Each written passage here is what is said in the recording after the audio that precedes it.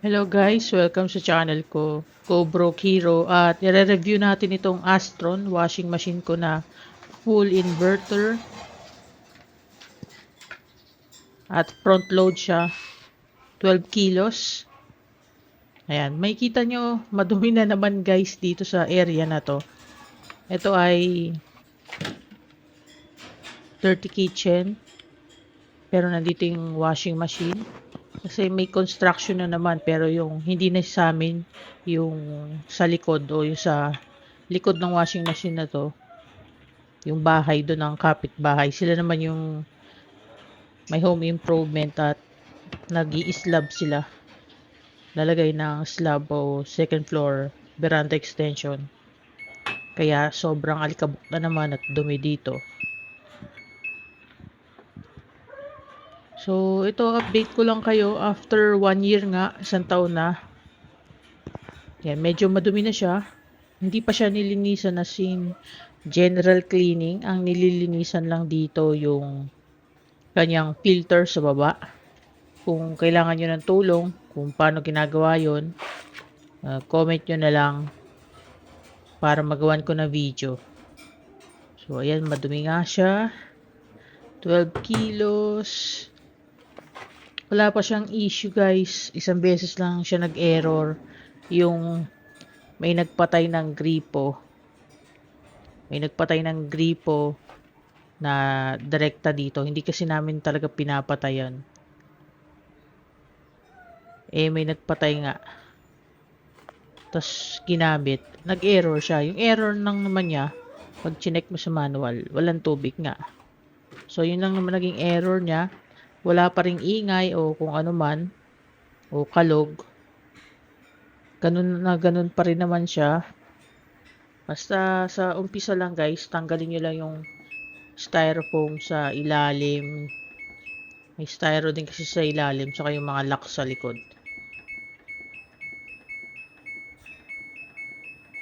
So, yun. Okay pa nga siya. Ang madalas ko lang gamitin dito yung cotton.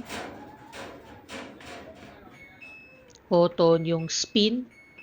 Saka delicate pag naglalaba ko ng kortina. Saka beddings. Yung spin kapag bitin pa ako sa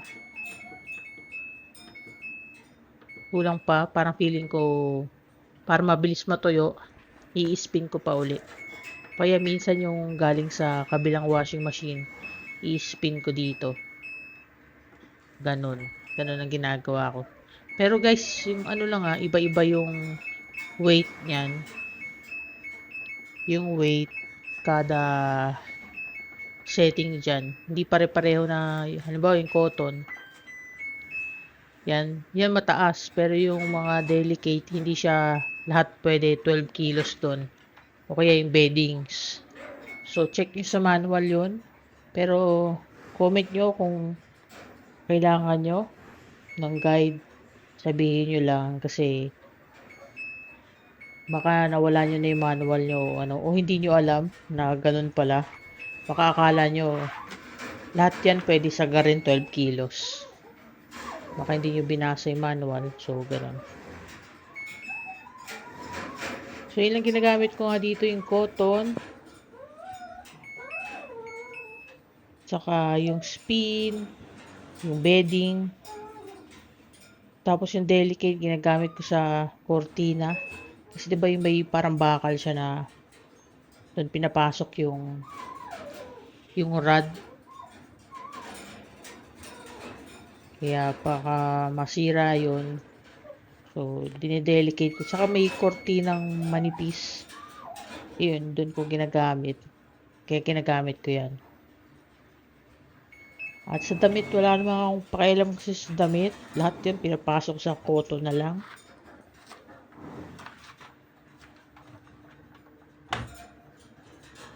Ayan, maganda naman kasi siya. Tapos murang-mura pa. Pero, ang ayoko dito, ang front load kasi kadalasan pang condominium. Hindi naman ako condominium. Hindi ako nakatira sa condominium. Ngayon nga, lagi may construction dito sa amin. Mga kapitbahay, home improvement. Yung nakaraan sa amin, Kakatapos lang ng home improvement namin nitong January lang this year.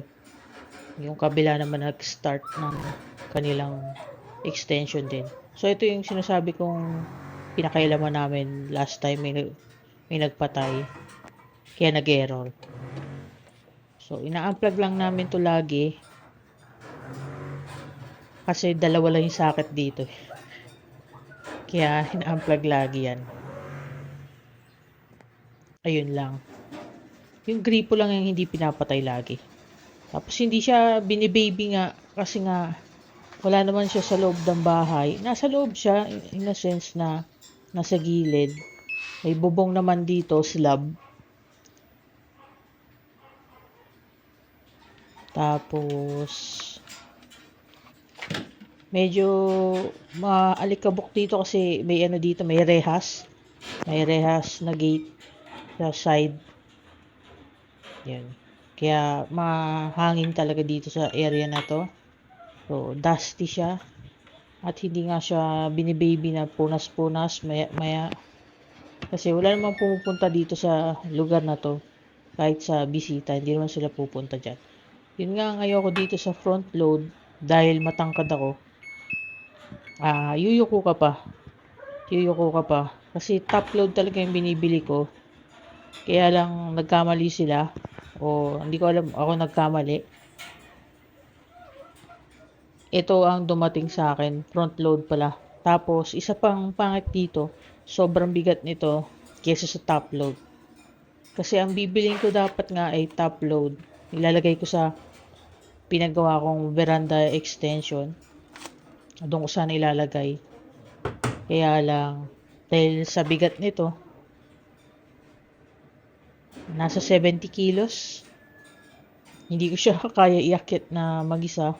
Yan. Iniwan ko na lang siya dito sa baba. Bibili na lang ako ng maliit na top load na washing machine. Mga siguro 5, 6 to 8 kilos lang para sa veranda ko. So, kaya subscribe kayo. So, yun lang yung warning ko nga. Iba-ibang weight kada settings dito. Hindi lahat yan pwedeng sagarin na 12 kilos. Tapos, nandito din yung mga settings niya na, yan, sa time, delay, yung pag-init. Di ko pa na-try yung iinitin. Yung dati kasi namin washing machine, yung dati kong automatic na front load, kasama na siya pag pinindot mo talagang mainit talaga. Ito parang wala siyang memory.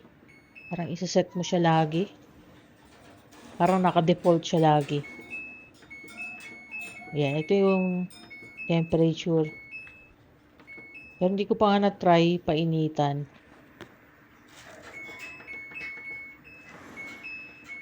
Wala naman ako mga allergies kasi Pero kung gusto niyo mas malinis talaga siguro yung mainit. Ito yung delay. Saka yung spin. Hindi ko alam sa spin kung yun ba yung sa RPM o speed pa yun. Speed nga, RPM. Ayun. Pero gusto ko sana yung nasa-set sana yung water level. Kung pwedeng gusto mo mas madami. Katulad sa top load. Na hindi nagagawa nito. Kasi sa top load, mas minsan may gusto akong laban. Halimbawa, basahan. Ihian ng aso. So, yung isang top load ko noon, pang aso, doon siya ginagamit. Pwede siya iset sa basahan lang. Tapos, pwede mo taasan. Isagad yung tubig. Kasi nga, mas kailangan mo mas maraming tubig sa ganun sa may mga ihi ng aso.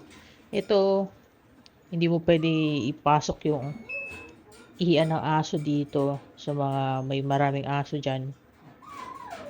Kaya ang ginagamit ko na lang sa aso, yung manual na washing machine. Na yung magkahiwalay yung spin, saka yung washing. So, doon na lang yun nilalaban kasi nga, hindi makontrol yung tubig dito. Hindi mo siya masaset kasi automatic siya, parang automatic tipid siya. Yun ang pangit dito. Bawa, naglaba ka ng unan. Gusto mo madaming tubig, ibabad yung unan talaga. Pag nilagay mo yung unan dito, parang tipid na tipid talaga siya sa tubig. So, yun ang hindi ko nagustuhan dito. Pero sa 1 year nga, wala pa naman siyang ingay. I-update ko naman kayo. Yung mga previous washing machine ko naman, abot ng 8 years. Sobrang ano na lang talaga sila, pangit. Kaya, dinispose na lang. May mga konting issues na sila sa pindutan. Pero pwede ipagawa, kaya lang hindi na siya ganun kaaya-aya tignan. Dahil luma na. Kaya pinalitan na lang. Pinalitan ko nito. Dalawang ano yun automatic na top load. Isang 8 kilos saka 12 or 13 nata. Yung before ko to binili, yun yung tinapon ko na dalawa. Tapos kinip ko lang yung manual ko na yung hiwalay yung spin saka yung pang wash niya. So, pag may tanong pa kayo, like, comment, share na lang, subscribe. So, hanggang dito lang siguro. Bye-bye.